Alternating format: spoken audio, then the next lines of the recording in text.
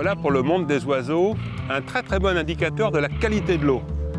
Le grébupé, en effet, chasse sous la surface de l'eau, à vue. Il est même capable de poursuivre ses proies sur plusieurs dizaines de mètres.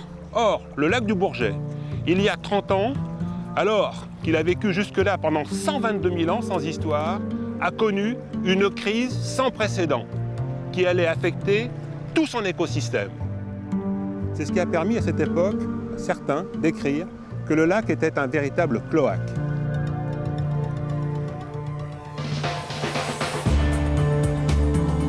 Le lac du Bourget est le plus grand lac de France. Afin de s'y retrouver sur la carte, ce qu'il faut savoir, c'est que Aix-les-Bains se trouve à l'est.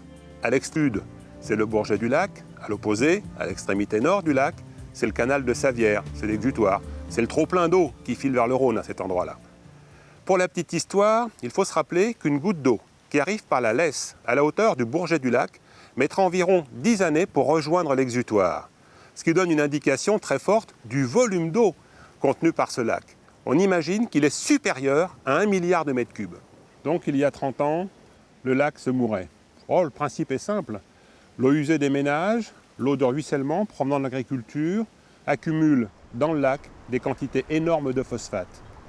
Ce phosphate, plus la chaleur estivale, plus la lumière, produit une prolifération d'algues, une véritable explosion qui empêche la lumière d'entrer dans le lac. Le surplus de phosphate s'accumule dans le fond du lac par sédimentation et pour se décomposer, lentement, il prélève l'oxygène de l'eau, indispensable aux organismes vivants. Il y a 30 ans, le lac du Bourget mourait, il s'asphyxiait. Alors qu'est-ce qui a alerté la population ? Pendant la période de trophisation, pêcheurs professionnels et pêcheurs amateurs ont fait le constat de cette dégradation du peuplement piscicole et puis ils ont souhaité réagir.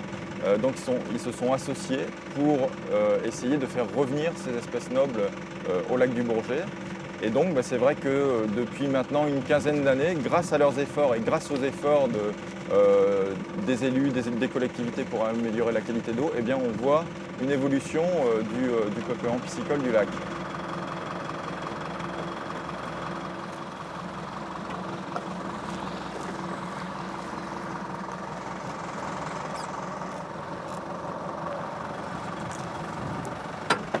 Là, Gilbert vient de sortir des gardons qu'il a d'ailleurs relâchés, des brochets qu'il a aussi relâchés, des cendres, des perches. Quels sont parmi ces poissons ceux qui révèlent en fait la qualité de l'eau ? Bon, ça va être, alors là c'est le cas un peu différent où c'est plus l'omble chevalier et le lavaret qui révèlent plus la qualité d'eau. La perche, le cendre, c'est des espèces qu'on trouve dans toutes sortes de milieux, donc qui ne sont pas très exigeantes en termes de qualité d'eau. Gilbert, Oui. il y a 25 ans, vous pêchiez déjà ? Ah, presque. Il y a plus de 25 ans que je pêche. Mais que je fais que ça, oui, il y a 25 ans, oui. Oui. Et qu'est-ce que vous pêchiez quand le lac était en train de s'asphyxier lentement mais sûrement ? Ah, disons qu'on peut dire que dans mon jeune âge, j'ai connu les années euphoriques de la pêche. Et puis bon, j'ai vu le déclin de la pêche professionnelle, avec pratiquement la disparition du lavaret et de l'omble chevalier. Quand vous avez appris que la mobilisation était forte pour redonner de l'oxygène au lac, en quelque sorte, je suppose que ça a dû vous faire plaisir. Disons que ça nous a fait quand même une grosse bouffée d'espoir, puisque on voyait petit à petit le lac mourir quand on pense que dans les années 50, c'était quand même sur l'ensemble de la pêche professionnelle une centaine de tonnes de lavaret qui se prenaient. On est descendu à quelques centaines de kilos dans les années 70. À l'heure actuelle, tout ce qui était quand même fait commence à porter un peu ses fruits. Bon, on a toujours des aléas. On sent bien que le lac se porte quand même beaucoup mieux. On a une meilleure clarté de l'eau déjà, et puis tous nos poissons se portent déjà bien mieux, quoi. La population de salmonidés se porte bien, elle fleurit en ce moment, mais est-ce que l'homme est obligé de lui filer un coup de main ? Oui, bien sûr, parce que pendant la période de trophisation, ça a été la période de reproduction qui a été la plus critique pour ces salmonidés et surtout la survie de leurs œufs, puisque les fonds du lac se sont désoxygénés et donc la survie des œufs était contrariée. Donc en fait, pêcheurs professionnels et amateurs se sont rassemblés au sein d'une association, ont travaillé avec des scientifiques pour essayer de donner un coup de pouce et de renouveler ce stock qui était perdu finalement. Est-ce que le lac s'attend de beaux jours maintenant? Bah, écoutez, depuis on va dire une dizaine d'années, ça va nettement mieux. On voit, rien qu'avec les indicateurs de capture, on voit les captures de la varée, d'omble chevalier bien remontées. Les autres espèces restent à des niveaux de capture intéressants également. Et puis je pense que finalement, professionnels, amateurs, bien que n'ayant pas le même intérêt, ils trouvent leur compte et sont de plus en plus satisfaits. Vous travaillez sur l'eau, j'allais presque dire que vous vivez sur l'eau, hein, vous y êtes souvent. Bon, pratiquement, c'est à peu près 1000 heures de bateau par an. Oui. Ah oui, c'est énorme. Mais le lac, c'est aussi tout ce qu'il y a autour. Est-ce que vous avez vu petit à petit s'améliorer justement la ceinture du lac? On voit beaucoup de choses s'améliorer puisque on voit des roselières qui repoussent quand même, bien qu'on n'ait pas toujours ce qu'il faut, mais enfin on voit des roselières qui repoussent. On voit une bien meilleure clarté de l'eau, hein, puisqu'on a une visibilité l'hiver jusqu'à pratiquement 6-7 mètres. C'est peut-être encore pas parfait. On voit une diminution de certaines algues, bien qu'on en aura toujours, on en a encore, on en aura toujours. Et on sent que le lac a de mieux. Bon, il y a quand même eu des efforts qui ont été faits au niveau de toutes les collectivités, soit au niveau des élus, soit au niveau des communes, soit au niveau de l'industrie autour du lac du Bourget.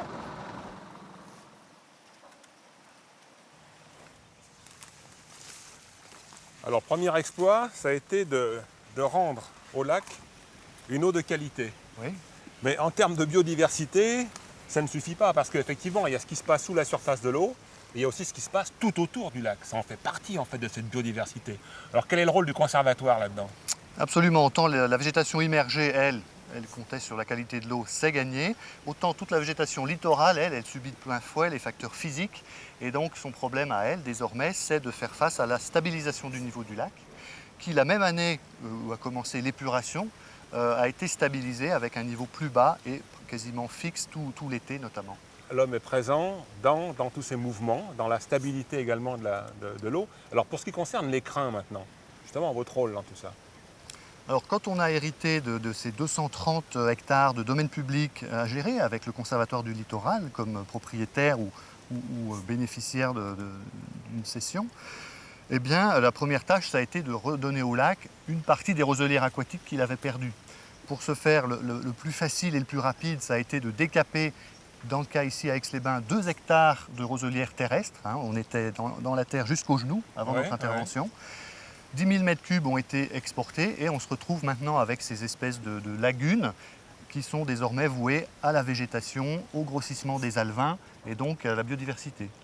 Là, nous avons un bel exemple de ce que vous avez pu gagner vers la terre. Oui. Est-ce que vous avez gagné vers le lac? Alors on a essayé, on se doit d'essayer. On peut aller voir maintenant les réalisations beaucoup plus lourdes et expérimentales pour lutter contre cette maudite houle auquel le lac est rendu sensible depuis qu'on l'a rabattu et figé. Voilà cette baie de Mémar où on a mis en œuvre expérimentalement de l'engraissement de berge, comme on dit. C'est-à-dire qu'1 millier de mètres cubes extraits dans la partie terrestre ont été mis en place au fond de la baie pour colmater une zone érodée.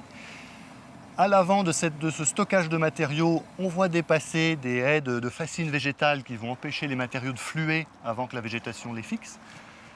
Un peu plus au large, balisé par une première rangée d'oiseaux, on voit les piquets qui tiennent des gabions d'enrochement, c'est-à-dire des cages de galets qui vont stopper la houle. La houle va passer à travers et perdre son énergie.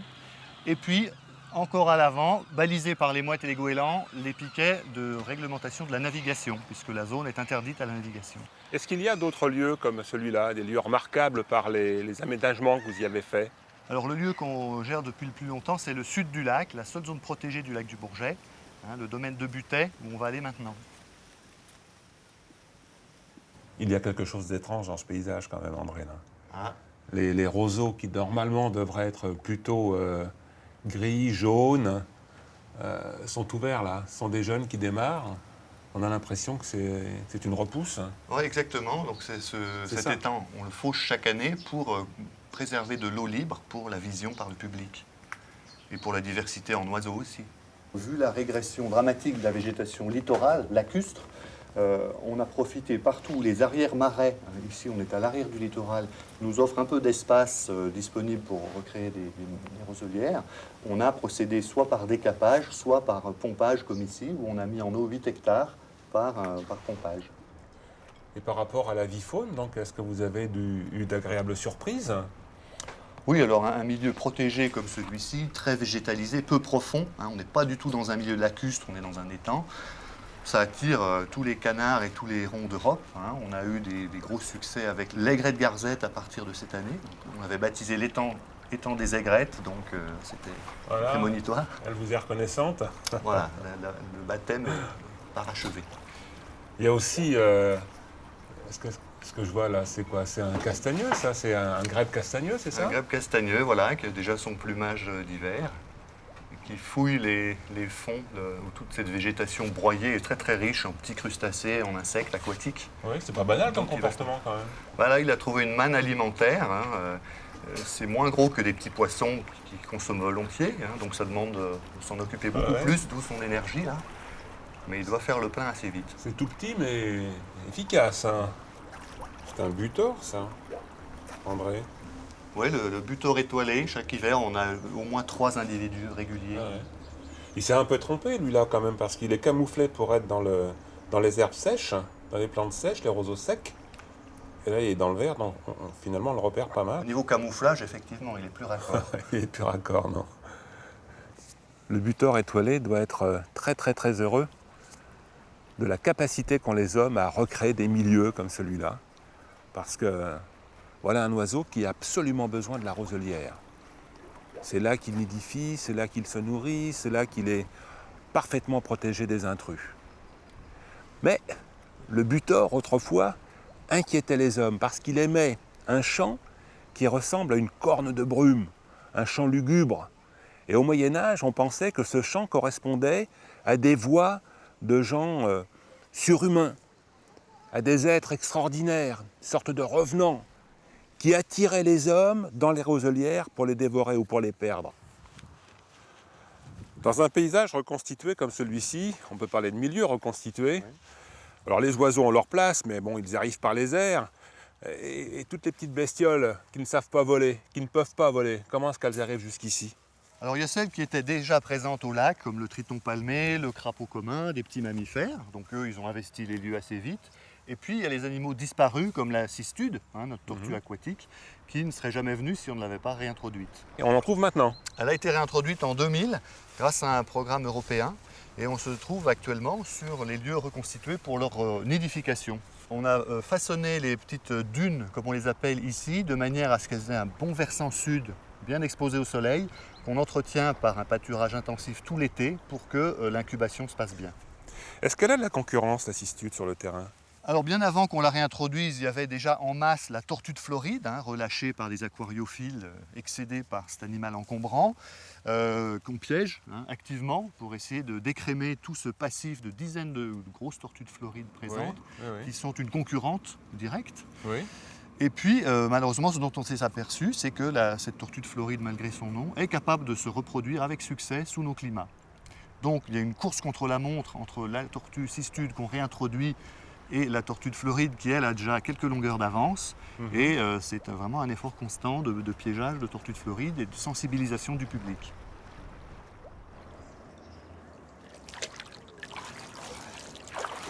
Ah, une grosse femelle.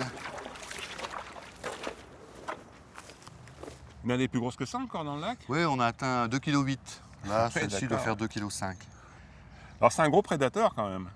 Très polyvalent surtout, actif presque toute l'année, là où la cistude est active que 4 mois sur 12, elle, ça sera 7-8 mois sur 12 qu'on peut la voir.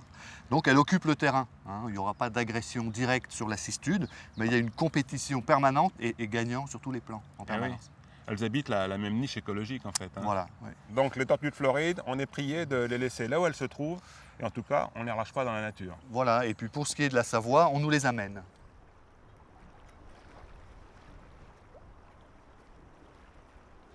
Alors les tortues cistudes, bon, c'est ce qui a quand même donné quasiment le label Natura 2000 ici. Oui. Est-ce qu'il y a d'autres sites Natura 2000 avec encore une fois la cistude? Bien sûr, on a les grosses populations de Brenne ou de Camargue, et plus près de nous, l'île Crémieux, qui est la dernière population sauvage de cistudes en Rhône-Alpes, et avec laquelle on souhaite se connecter in fine. On a commencé par le sud du lac, mais il y a des corridors tout autour du lac qui vont permettre petit à petit la colonisation des autres berges, des autres baies. On va faire un deuxième point de réintroduction au nord du lac, et puis ensuite, d'étape en étape, faire la jonction avec l'île Crémieux. C'est l'ambition aussi, certainement, des gens de l'île Crémieux. On a hâte de se rejoindre, ce sera peut-être nos successeurs. Ça va prendre du temps, forcément. Ouais, en matière de tortue, il ne faut pas être pressé. C'est vraiment curieux de voir ces poissons-chasse se déplacer comme ça, en rang serré, en boule. C'est une technique qui permet de repousser les prédateurs. Technique éprouvée d'ailleurs, parce que très fréquente chez les poissons. Le poisson-chasse, c'est vraiment l'invasion. Bon, il est là depuis un bon demi-siècle, même plus. Mais là, il y a eu des explosions sur ces quelques dernières années. On a envie d'attribuer ça aux chaleurs qu'on a pu avoir et qui ont favorisé la reproduction. Il faut se faire une raison, il fait partie maintenant du décor. Mais empêchons-le de prendre toute la place par un milieu diversifié et surtout une faune diversifiée avec des prédateurs comme le cormoran et puis surtout des poissons concurrents comme toute la faune autochtone. Dans la série Les Grands Chantiers, qu'est-ce que vous avez réalisé ici?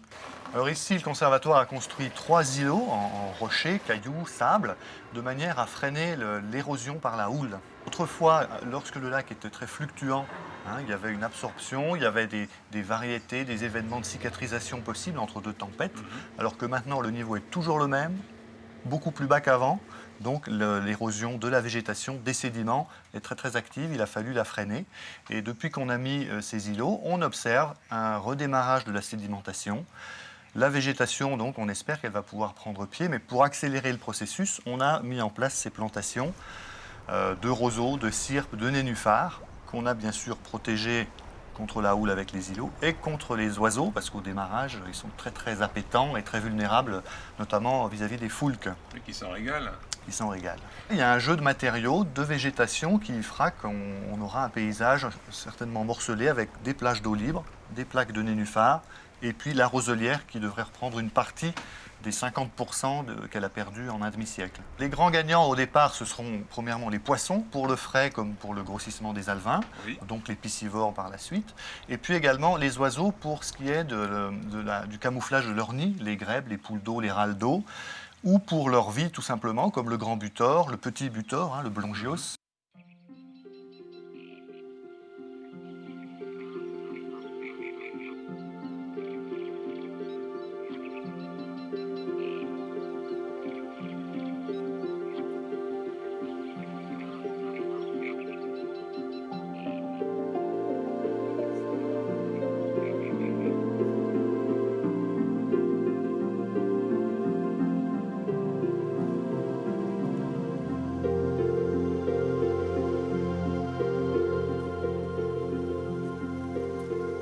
La profondeur maximum du lac? Alors la profondeur maximum où on se trouve, il fait 145 mètres. Gérard, une question qu'on a dû souvent te poser. Comment va le lac aujourd'hui? Alors, comment va le lac aujourd'hui? Alors comment se porte le lac aujourd'hui? Eh bien, il va bien mieux qu'il y a quelques années. Bon, il y a encore pas mal de choses à faire. Pas mal, non, c'est pas vrai. Il y a encore des choses à faire, mais c'est vrai qu'on a quand même des résultats qui sont intéressants. Alors en 20 ans, eh bien, certains paramètres ont bien évolué, ont évolué dans le bon sens. C'est le cas notamment de la transparence, puisqu'on a gagné un peu plus de 2 mètres de transparence moyenne sur l'année. Et donc c'est vrai que ça, c'est un signe qui est intéressant. Et en fait, on va noter la profondeur de disparition, tout simplement. Et cette profondeur de disparition, elle va dépendre de la quantité de matière en suspension. Stop, je le vois plus. On est à combien? Voilà, on est à 4,7 m, 4,70 m. C'est pas terrible. Si, pour l'époque, relativement chaude, puisqu'on est autour de 18-19 degrés en surface. On a encore quand même un peu de soleil, donc voilà, le lac en profite et continue à produire. Donc, il y a une production de plancton. Voilà, il y a une production. Voilà, et c'est celui-là, en fait, c'est le plancton qui arrête la lumière. C'est pour ça qu'on ne voit plus le disque à partir d'une certaine profondeur. Donc voilà, le plancton, on va le récupérer avec un filet qui est spécifique. C'est un cône avec un petit récepteur à l'extrémité. Alors, il suffit d'avoir une maille suffisamment fine pour pouvoir récolter l'ensemble des organismes qui sont relativement petits dans le cas de plancton d'eau douce. Là, on a une maille de 60 mu, de 60 microns, et donc on va récupérer tous les organismes qui sont au-dessus de cette taille-là. Donc on va bien sûr récupérer des algues, mais aussi des animaux, des petits animaux. Hein, sachant que dans la plus grande partie du plancton, les animaux et les algues qui composent ce plancton sont des organismes qui sont inférieurs au millimètre. Et là, c'est le début de la chaîne alimentaire en plus. Et là, alors, le phytoplancton est bien sûr un des gros maillons du début de la chaîne alimentaire, bien sûr. Et indispensable à toute vie dans le lac, jusqu'aux poissons. S'il n'y avait pas ça, il n'y aurait même pas de poissons. La pêche est bonne? Oh ben on dirait, regardez, au fond. Eh oui, il y a du monde. On va le prélever dans un flacon maintenant. Donc vous voyez que c'est coloré quand même. Hein, on a concentré en fait cette colonne d'eau dans un volume qui fait à peu près 100 ml. Hein. Et donc là-dedans, vous voyez que d'une part c'est coloré par les algues, et d'autre part, ben, si on regarde bien, on a quand même des petits organismes qui sont visibles à l'œil nu. Et ça, c'est le zooplancton. Donc ce sont des petits crustacés, ça bouge, bien sûr, qui bougent. Ce sont des petits crustacés qui, eux, consomment déjà ce phytoplancton. On a un programme de suivi de ces organismes-là, plus spécifique, de façon à justement pouvoir avertir les autorités compétentes, notamment au niveau de l'alimentation en eau potable, de façon à ce qu'on réagisse quand on a un réel problème lié à ces organismes-là. C'est lié à la présence de phosphate, mais les concentrations de phosphate n'ont pas été aussi basses que depuis ces 20 dernières années, puisqu'on est autour de 30 microgrammes par litre actuellement, alors qu'il y a 20 ans, on en avait 120. On espère qu'en continuant l'amélioration de la qualité, on va les voir progressivement, pas disparaître, mais en abondance diminuer.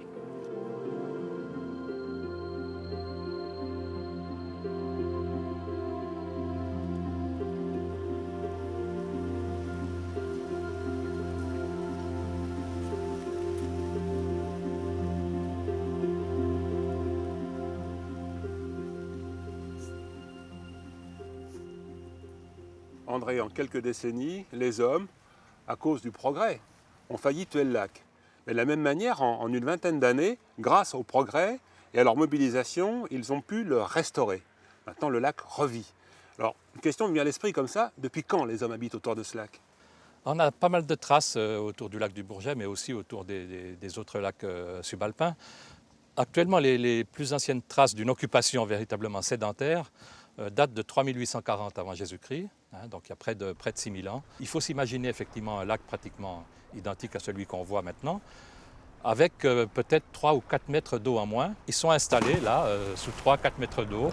C'est une grande chance de l'archéologie subaquatique de trouver les matières périssables, ce que l'archéologie terrestre n'arrive pas à mettre en évidence, ce qui nous permet effectivement de mieux comprendre les techniques de taille des bois. Les datations aussi sont bien plus affinées, etc. Les pilotis sont conservés parce que justement, ils n'ont pas vu l'air depuis l'époque où ils ont été immergés. Hein. Donc dans cette baie de Conjus, on a une douzaine de villages qui se classent en fait en deux grandes périodes d'installation littorale. Une période néolithique qui couvre en fait les années 3840 à 2440 avant Jésus-Christ. L'âge du bronze, c'est la deuxième grande phase d'occupation entre 1100 et 810 avant Jésus-Christ. Est-ce qu'on peut évaluer à partir de quel moment les hommes qui habitaient ici, autour du lac du Bourget, ont commencé à polluer l'eau du lac? Les premiers agriculteurs donc, de la période néolithique n'ont pas pollué. Je pense que la véritable pollution un peu grave qu'on peut constater, c'est à partir de l'époque romaine. Ils ont quand même des systèmes de tuyauterie en plomb. Et je pense qu'on a véritablement là le début d'une véritable pollution à long terme, disons, du lac, qui est piégé actuellement dans les sédiments. Avant de nous séparer, je vous rappelle quelques chiffres. Le lac du Bourget a 122 000 ans. Il y a 30 ans, il était à l'agonie, victime de la pollution. À la suite d'une mobilisation générale et sans faille de la population et de tous ceux qui utilisent l'eau du lac du Bourget, les premiers signes de son rétablissement apparaissent dans les années 90. Aujourd'hui, la génération montante hérite d'un lac en bonne santé.